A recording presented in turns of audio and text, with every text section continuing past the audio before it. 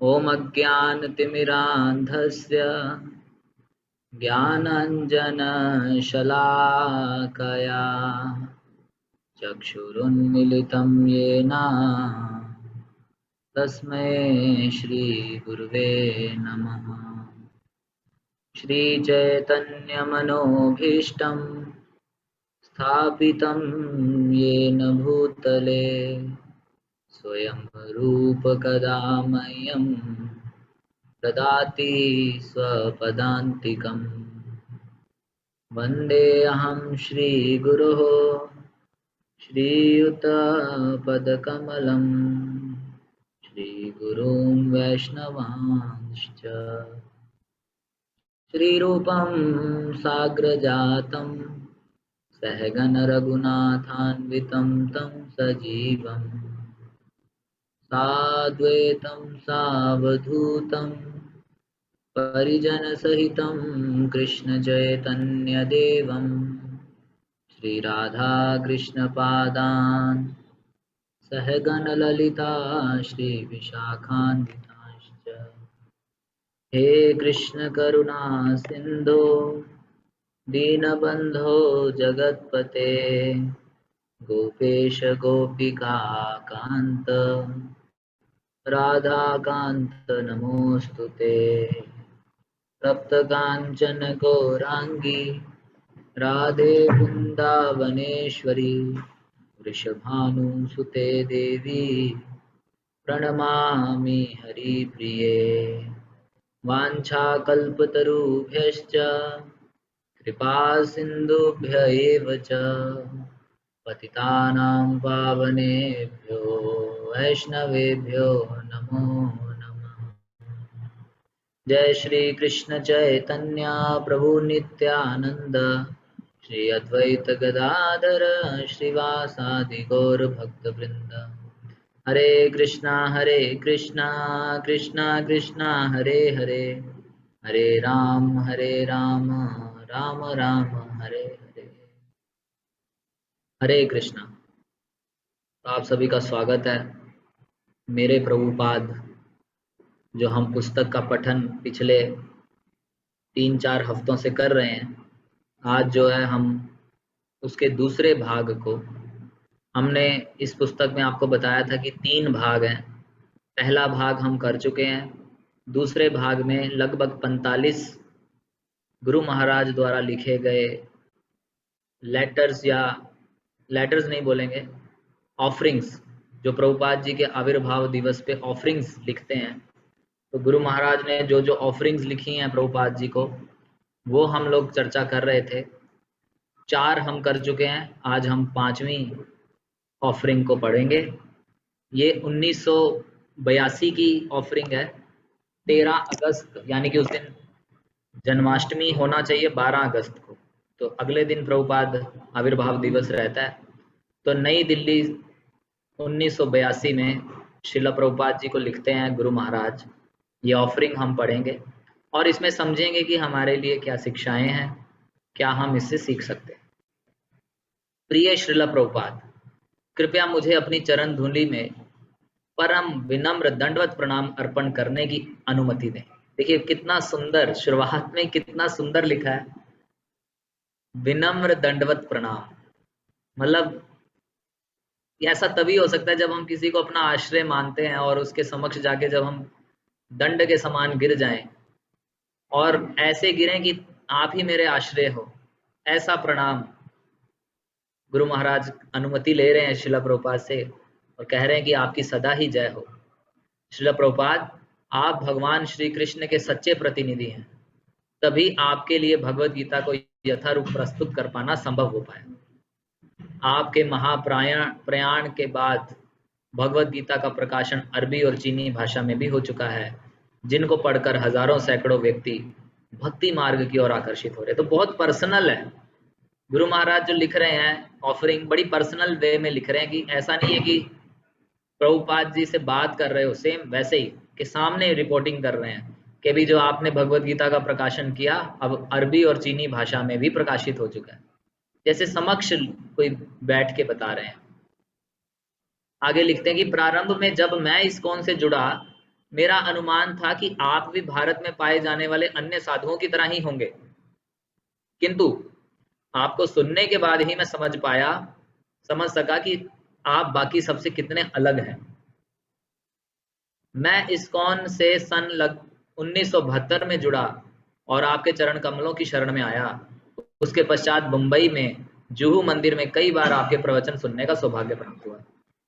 तो हम किस प्रकार से समझ सकते हैं व्यक्ति को, तो जब व्यक्ति किसी को सुनते हैं तो गुरु महाराज का या किसी के साथ भी ऐसा हो सकता है कि जब तक कोई इंटरेक्शन नहीं हुआ, कुछ हमने सुना नहीं उनसे, तब तक हमारे मन में अलग अलग धारणाएं हो सकती हैं। तो गुरु महाराज लिख रहे हैं कि ऐसे ही मैंने भी सोचा कि आप पहले अन्य साधुओं की तरह ही होंगे, लेकिन जब आपको सुना जुहू के इस्कॉन मंदिर में, तब जो है समझ में आया कि आप सबसे अलग हैं।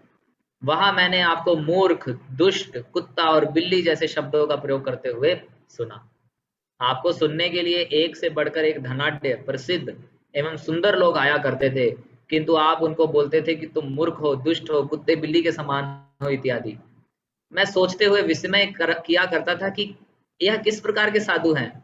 समाज के इतने ऊंचे दर्जों से संबंध रखने वाले लोग इनको सुनने के लिए आते हैं और यह इस प्रकार से संबोधित करते हैं।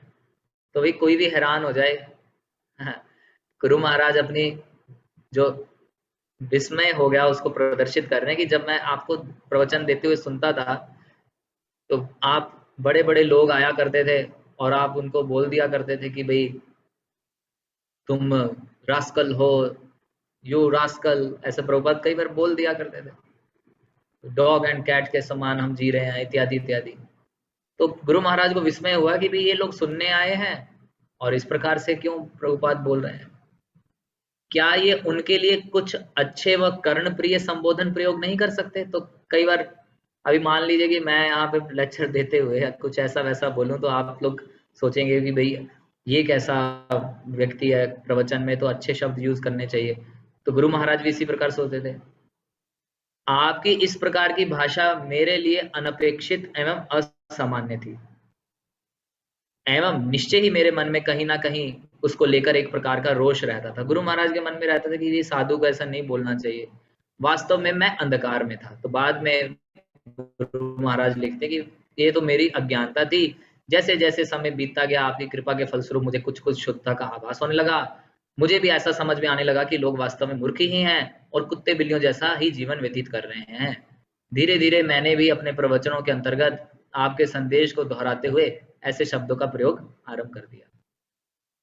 तो गुरु महाराज प्रभावित हो गए शिला प्रभुपाद के सही मोटिव से। ऐसा बोल रहे हैं तो उसके पीछे मोटिव अलग है। मोटिव ये नहीं है कि दूसरों को निम्न दिखाना या उनको बुरा करना, उनको विनम्र बनाना है कि भाई आप ऐसे उच्च स्थिति में होके भी भगवान का नाम नहीं ले रहे, तो फिर हम जानवरों से बेटर तो नहीं हुए। प्रचार आंदोलन में एक और अधिक संलग्न होने पर मुझे लोगों की वास्तविक पतित अवस्था का ज्ञान हो सका और साथ ही साथ मैं आपके भगवान श्री कृष्ण के सतत एवं वास्तविक प्रतिनिधि होने के प्रति और भी आश्वस्त होता चला गया। तो जैसे जैसे सुनते गए समझ में आया कि अरे ये तो हमारी पतित अवस्था को बताते हैं। प्रभुपाद जी जब लेक्चर में बोलते हैं हम कुत्ते बिल्लियों की तरह जी रहे हैं, तो वो हमें हमारी पतित अवस्था के बारे में बताते हैं। तो फिर जब गुरु महाराज इस प्रकार से सुने समझे तो फिर उन्हें समझ में आया कि एकमात्र शिला प्रभुपाद जी हैं जो पतित अवस्थाओं का ज्ञान करवा दे रहे हैं। अगर कोई और साधु होते तो क्या करते हैं, फॉलोअर्स बढ़ाने के लिए क्या करेंगे, चापलूसी करेंगे। आगे प्रभुपाद पर गुरु महाराज लिखते हैं आजकल एक दूसरे की प्रशंसा करते हुए चापलूसी करना बिल्कुल आम बात है। यहाँ तक कि ऐसे अनेक साधुओं को भी अपने शिष्यों तथा श्रोताओं की चापलूसी किए करते देखा जा सकता है। तो भी फॉलोअर्स बढ़ाने हैं, जन बढ़ाने हैं, तो कोई भी व्यक्ति चापलूसी करेगा, लेकिन प्रभुपाद ऐसा नहीं करते। यदि आप ऐसा नहीं करते तो संभव है पर्याप्त संख्या में आपके अनुयायी बन ही ना पाए एवं परिणाम स्वरूप आप अति वांछित दक्षिणा से भी वांछित रह जाएं। किंतु आपको मैंने कभी भी इस विषय में कोई चिंता करते नहीं देखा। प्रभुपाद जी कभी चिंतित नहीं होते थे कि भी इनको मैं ऐसे बोलूंगा, चापलूसी करूंगा तो ये मेरा शिष्य बनेगा तो तभी तो हमारा चलेगा। नहीं, प्रभुपाद जी की चिंता क्या थी, गुरु महाराज लिखते हैं, आपकी एकमात्र चिंता उनको निद्रा से जगाकर उनके अपने वास्तविक अस्तित्व के साथ परिचय कराने की थी। मतलब हम सोए हुए हैं, सोए हुए को जगाने के लिए डांट देना तो बढ़िया है। आध्यात्मिक गुरु के समक्ष स्वयं को पतित एवं महामूर्ख समझना ही पड़ता है। कल के सत्र में हम लोग स्मॉल बुक्स का सत्र चल रहा था, तो उसमें पढ़ रहे थे कि हम जब तक हम अहंकार में है कि मैं कुछ हूं, तब तक भगवान को नहीं समझ सकते। और भगवान से डायरेक्ट डीलिंग तो हमारी है नहीं, डायरेक्ट डीलिंग नहीं है, लेकिन गुरु के माध्यम से है। तो गुरु के समक्ष महामूर्ख समझना चाहिए खुद को। आपका लक्ष्य उनको इसी तथ्य से अवगत कराना था। प्रभुपाद जी का उद्देश्य यही था कि सब लोग समझे कि भी हम अहंकार में हैं और खुद को कर्ता मान रहे हैं, ये गलत है, हम पतित हैं। क्योंकि यदि वे एक बार वे इस तथ्य को कोई भली भांति समझ लेते हैं तो उनकी आध्यात्मिक यात्रा का शुभारंभ निश्चित है। देखिए कितना सुंदर यहाँ पे बताया गया कि चापलूसी करने से कोई भक्त बनेगा नहीं। भक्त बनेगा जब हम उसको उसकी वास्तविक स्थिति समझाएंगे कि भी देखो हम इस संसार में फंसे हुए हैं, ये कोई समझ ले तो फिर भक्ति का आरंभ होगा। इस संसार में मायावाद इस सीमा तक व्याप्त हो चुका है कि यह एक तरह से सभी के व्यक्तित्व का एक हिस्सा ही बन गया है। प्रभुपाद जी को गुरु महाराज देखिए, प्रभुपाद जी मायावाद खंडन किया करते हैं, तो गुरु महाराज उस मूड से ही लिख रहे हैं श्रद्धांजलि। मायावाद दर्शन का अनुसरण करते हुए मनुष्य सभी प्रकार की भावनाओं से मुक्त होने की चेष्टा करता है, जिसमें क्रोध की भावना भी सम्मिलित है।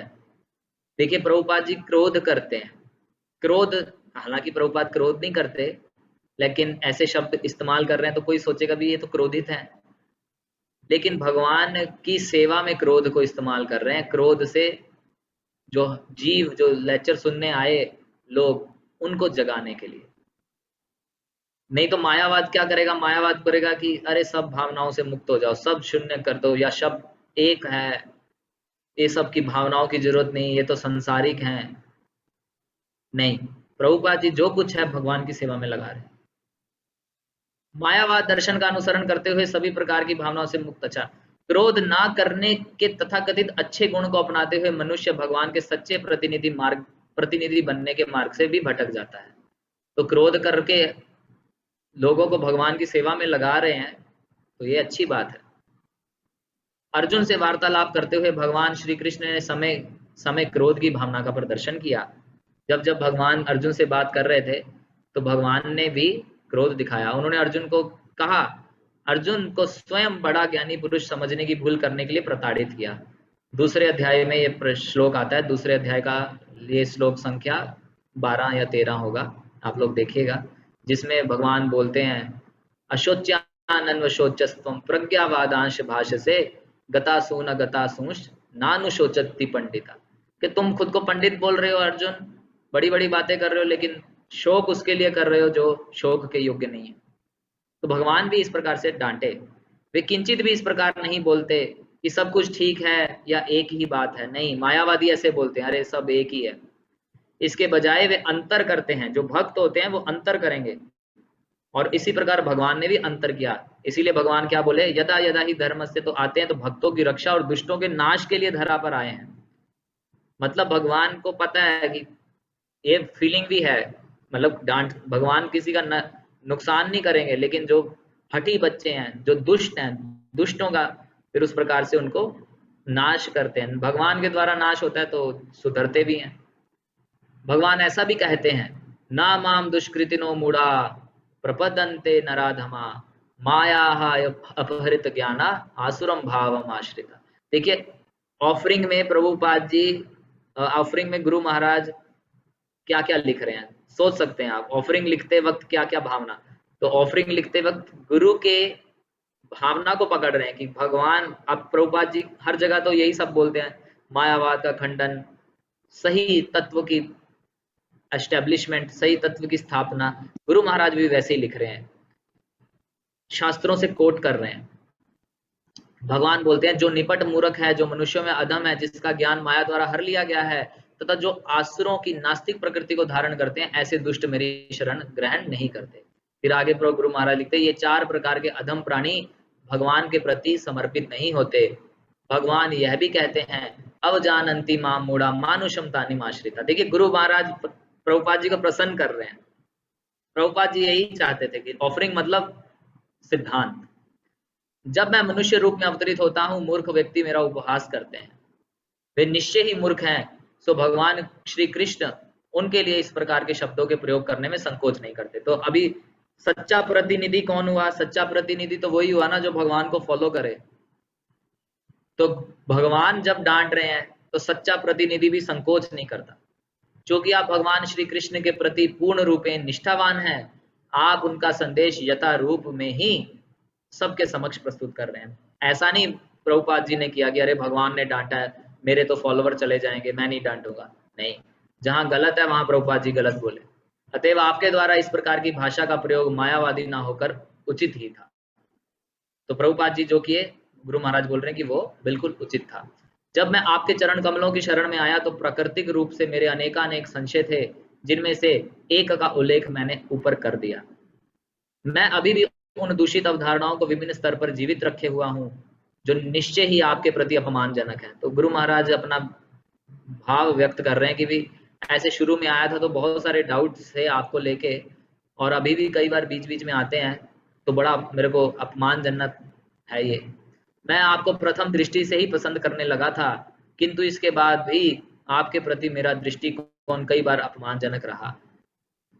इस दूषित मानसिकता में कमी तो आई है, किंतु पूर्ण रूपेण इसका अंत नहीं हो पाया है। यानी कि ये 1982 की बात है, 10 साल हो गए हैं, 10 साल के बाद की ये लेटर लिखा जा रहा है। कृपा करके मुझे आपके गौरवमय व्यक्ति को समझने के लिए एवं मानने की शक्ति दें, जिससे मैं इस दूषित मानसिकता को पूरी तरह से त्याग सकूं। तो कई बार हमारे मन में कुछ ऐसा भाव हो, तो जब हम जिसके प्रति ऐसा भाव है उसकी महिमा को सुनते हैं तो ये चला जाता है। एक जगह बताया गया था कि जिस मुख से विष पिया जा रहा है, उसी मुख से अमृत जब पिएंगे तो विष का प्रभाव कम हो जाएगा। मैं समझता हूं कि आपके प्रति अपमानजनक भावनाओं के पूर्ण निवारण के बिना मेरा भगवान श्री कृष्ण को प्रसन्न कर पाना असंभव है। मैं यह भी जानता हूं कि मैंने अनेक अपराध किए हैं और करता ही जा रहा हूं। कृपा कर मुझे इस श्रृंखला पर सदैव के लिए पूर्ण विराम लगा पाने में सहायता प्रदान करें।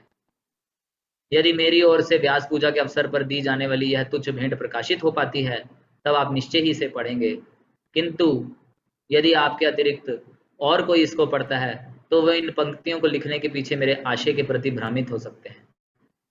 वे मेरे भावों को समझ पाएं या ना समझ पाएं, किंतु मेरा पूर्ण विश्वास है कि आप अवश्य मेरी भावनाओं को भली भांति समझ सकेंगे। तो हम लोगों को ये लेटर ये पढ़ने का मौका मिल रहा है, तो हम समझ सकते हैं कि गुरु महाराज श्रील प्रभुपाद से कितने कनेक्टेड है। आप मुझे और मेरे मस्तिष्क में चल रहे विचारों को प्रारंभ से ही जानते थे। आप मुझे आज भी उस प्रकार जानते हैं एवं सदैव जानते रहेंगे।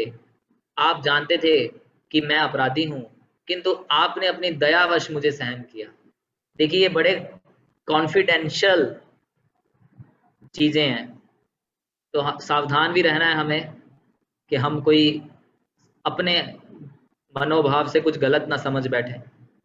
थोड़ा सावधान भी रहना है, ये बड़े भावों का आदान प्रदान है।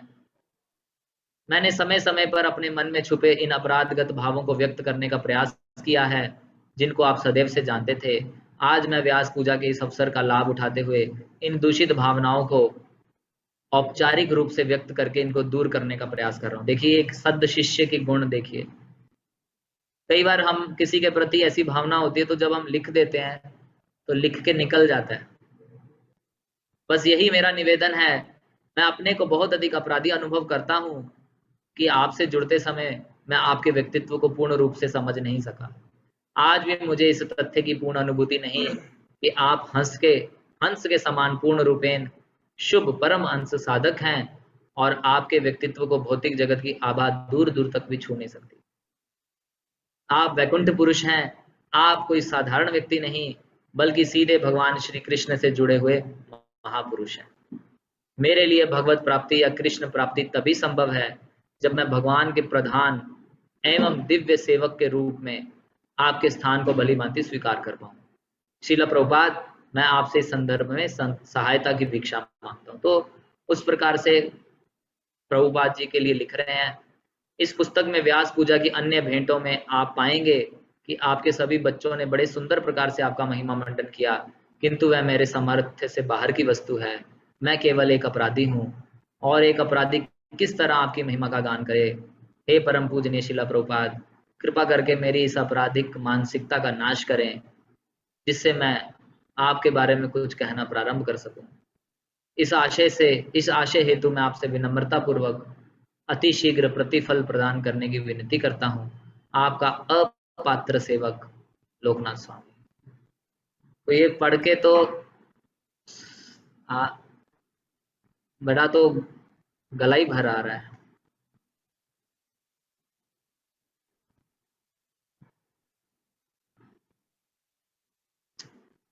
तो ये बहुत सुंदर, मतलब हमारे लिए ये प्रेरणा का है विषय कि गुरु महाराज ने कितना, कैसे लिखा ये, मतलब कोई नहीं लिख सकता। हम लोग भी व्यास पूजा ऑफरिंग लिखते हैं तो हम सिर्फ ये लिखते हैं कि हम कितने श्रेष्ठ हैं जो सेवा कर रहे हैं, बहुत बड़ी बड़ी सेवा कर रहे हैं। लेकिन यहाँ पे गुरु महाराज अब किस प्रकार से लिखे, इसको आप लोग जितना पढ़ेंगे, मैं बोलूंगा कि मतलब बार बार पढ़ना चाहिए इस श्रद्धांजलि को, तो विशेष रूप से हमारे गुरु महाराज का मूड समझ में आएगा प्रभुपाद जी के प्रति। आगे बढ़ते हैं, क्योंकि आगे एक और हमें पढ़नी चाहिए, हमारा 2 तो होना ही चाहिए। ये लिखा 1984 में, मतलब लिखे तो हर साल हैं, ऐसा नहीं कि हर साल लिखे नहीं भाई। 1982 के बाद एक साल लिखे नहीं, ये छपी थी back to Godhead magazine में, जो छपी हैं उनका ये विवरण है। श्री चैतन्य महाप्रभु संकीर्तन पद यात्रा। नमाओ विष्णुपादाय कृष्ण पृष्ठाय भूतले श्रीमते भक्ति वेदांत स्वामी निति नामिने नमस्ते सरस्वती देवी गौरवाणी प्रचारिणे निर्विशेष शून्यवादी पाश्चात्य देश तारिणे। जय श्री कृष्ण चैतन्य प्रभु नित्यानंद श्री अद्वैत गदाधर श्रीवासादि गौर भक्त वृंद। हरे कृष्ण कृष्ण कृष्ण हरे हरे, हरे राम राम राम। शीला प्रभुपाद, कृपया अपने चरण कमलों में मेरा दंडवत प्रणाम स्वीकार करें। भगवान श्री चैतन्य महाप्रभु की जय हो। आपके लीलामृत से हमें पता चलता है कि बहुत पहले जब आप झांसी में थे और अपने एकमात्र शिष्य के साथ भक्ति संघ कार्यक्रम आयोजित करते हुए एक आप पदयात्रा पर निकल पड़े थे। तो प्रभुपाद जी से प्रेरित है पदयात्रा। आपने कम से कम 5 रातें गांव में व्यतीत की, जहां आपने संध्या काल के उत्सवों का आयोजन किया। सन 1976 में आपने हमें बैलगाड़ी से पदयात्राओं को पुनर्जीवित करने तथा इसका विस्तार करने हेतु देश का भ्रमण करने की इच्छा व्यक्त की। 1976 में ये बात हुई, किंतु भगवान श्री कृष्ण की दूसरी ही योजना थी, अतः आपकी यात्रा कभी कार्यान्वित नहीं हो पाई। तो उस समय नहीं हो पाया था। आपके जाने के बाद मैंने आपकी अभिलाषा के अनुसार उसी प्रकार की पदयात्राओं के कुछ कार्यक्रम आयोजित करने के असफल प्रयास किए। मतलब प्रभुपाद जी जब चले गए तो गुरु महाराज ने प्रयास किए उस प्रकार से कि भी पदयात्रा शुरू हो। अंत में भगवान श्री कृष्ण की कृपा के फलस्वरूप हम उनके 500वें आविर्भाव दिवस के स्मरणोत्सव के उपलक्ष्य में संकीर्तन पदयात्रा का आयोजन कर पाने में सफल रहे हैं। इस प्रकार के कार्यक्रमों के आयोजन के संदर्भ में आपसे प्राप्त विस्तृत निर्देशों एवं कुछ अपने अनुभवों के आधार पर इस कार्यक्रम का संचालन हो रहा है। तो जब प्रभुपाद जी को लेटर लिखा था गुरु महाराज ने पद यात्रा के विषय में, तो प्रभुपाद जी बड़ी इंस्ट्रक्शन दिए थे कि पद यात्रा उस जगह पे रुके जहाँ कुआं हो, नहाने वहाने की व्यवस्था हो, कुएं पे सब लोग आएंगे गांव के, तो वहां पे प्रचार हो सकता है। तो प्रभुपाद जी के बताए गए निर्देशन के अनुसार ये शुरू किया। हम पिछले 8 माह से इस पदयात्रा के मार्ग पर हैं। इस दौरान हमने असंख्य गांवों की यात्रा की और अनगिनत घरों की देहरी तक कृष्ण भावनामृत को प्रसारित करने की चेष्टा की। जैसे जैसे यह पदयात्रा विभिन्न गांव, नगरों और राज्यों में आगे बढ़ रही है, यह समाचार पत्र, दूरदर्शन एवं रेडियो पर चर्चा का विषय बनती जा रही है। देखिए, हमारे इस्कॉन मूवमेंट का प्रचार जो है संकीर्तन से ज्यादा हुआ है। पदयात्रा संकीर्तन करती हुई निकलती है। जितने लोग पदयात्रा को प्रमोट करेंगे, पदयात्रा नेशनल टीवी चैनल्स वगैरह पे आएगी, उतना अधिक प्रचार करेगी। अभी तक पदयात्रा का संचालन अधिक निखरता ही जाएगा। इस पद यात्रा की अनेक विशिष्टताएं हैं, उनमें से जो अपनी अनुपस्थिति द्वारा सहज में दिखाई देता है, सबका ध्यान आकर्षित कर लेता है, वह है व्यापक स्तर पर प्रसाद वितरण। मुझे स्मरण है जब हमारा बैलगाड़ी संकीर्तन दल आपसे इलाहाबाद से मिला था, तो प्रभुपाद जी से ये मिले थे। पदयात्री शिला गुरु महाराज और शिला प्रभुपाद जी का मिलन हुआ था कुंभ मेले में। तो कुंभ मेले के दौरान हमने अपना कार्यक्रम प्रस्तुत किया था प्रसाद वितरण वाला, और आप प्रसाद वितरण की व्यवस्था देखकर अत्यधिक प्रसन्न हुए थे। आपका यह संतोष हमारे प्रयत्नों के लिए सफलता की पराकाष्ठा थी। गुरु संतुष्ट हो गए तो मतलब हमारे कार्य सफल हो गए। तो जब प्रभुपाद जी को रिपोर्ट दी गुरु महाराज ने कुंभ मेले में कि इस प्रकार से पदयात्रा और प्रसाद वितरण, तो प्रभुपाद जी ने एक स्माइल की थी। तो गुरु महाराज कहीं कहीं वर्णन करते हैं कि वो स्माइल, वो मुस्कुराहट आज भी छपी हुई है गुरु महाराज के हृदय में। आज की परिस्थिति में व्यापक रूप से प्रसाद वितरण का कार्य प्रारंभ ना कर पाने के अनेक कारण उद्धृत किए जा सकते हैं। हम नित्य भगवान श्री कृष्ण से प्रार्थना करते हैं कि वे सभी विघ्नों को दूर करके इस कार्यक्रम के अतिशीघ्र प्रारंभ का शुभ संयोग बना पाएं।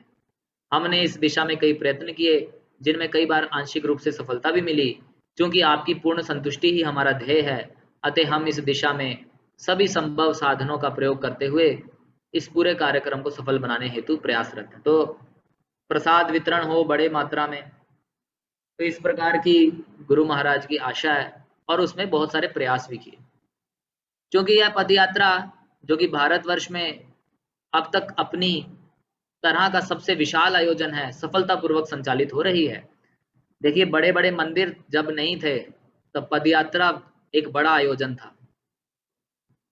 कई बार हम सोच सकते हैं कि पदयात्रा मतलब तो बैल ही तो इकट्ठे करने हैं, बैल इकट्ठे किए चल पड़े।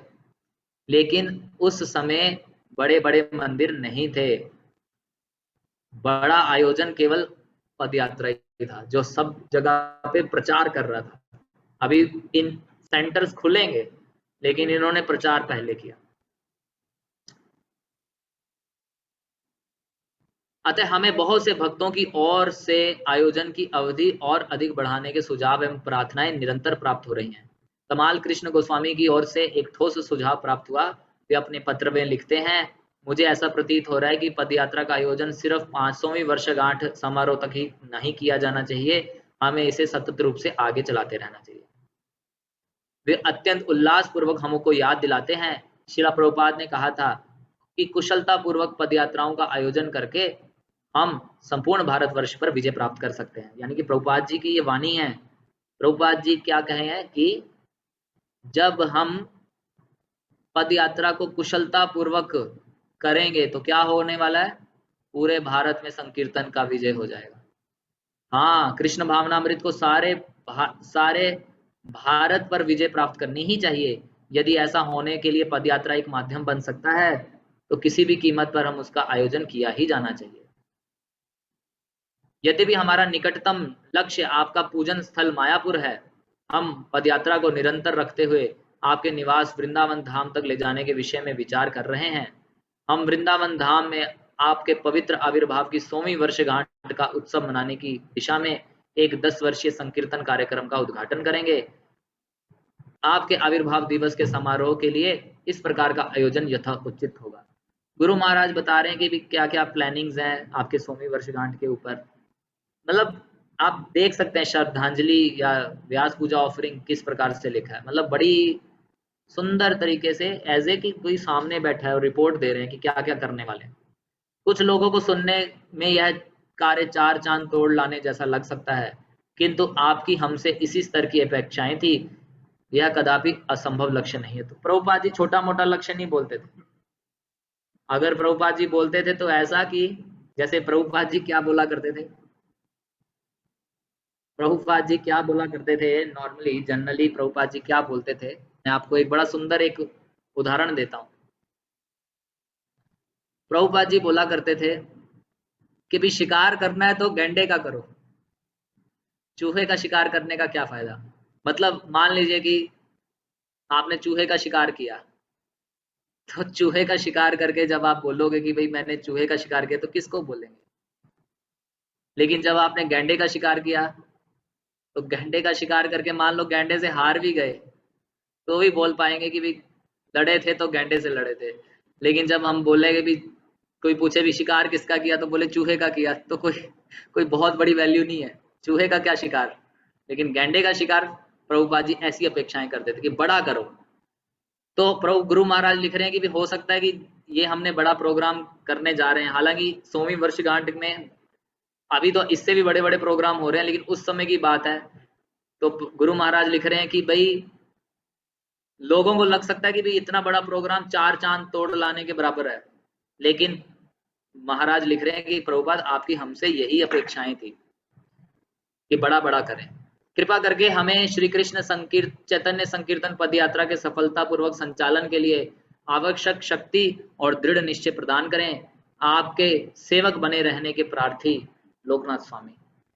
तो इस प्रकार से गुरु महाराज ने अगले इस लेटर में ये लिखा कि किस प्रकार से जो है पद यात्रा कार्य कर रही है। तो ये हमारा आज हमने 2 और पढ़े। प्रतिदिन कल हम एक ही पढ़ पाएंगे, क्योंकि कल 10 बजे आप ज्वाइन करेंगे तो एक पढ़ने के बाद हमें एक अलग मीटिंग होना है, तो उसके लिए हम ये छोड़ेंगे। और फिर उसके बाद जो है कल हम 2 पढ़ देंगे, वैसे तो एक छोटा ही है और एक थोड़ा बड़ा है, तो दोनों पढ़ेंगे। और ये आप लोग इसका लाभ लीजिए। देखिए आज जो हमने पढ़ा बड़ा ही बहुत ही अधिक भावना पूर्ण और भावुक कर देने वाला था।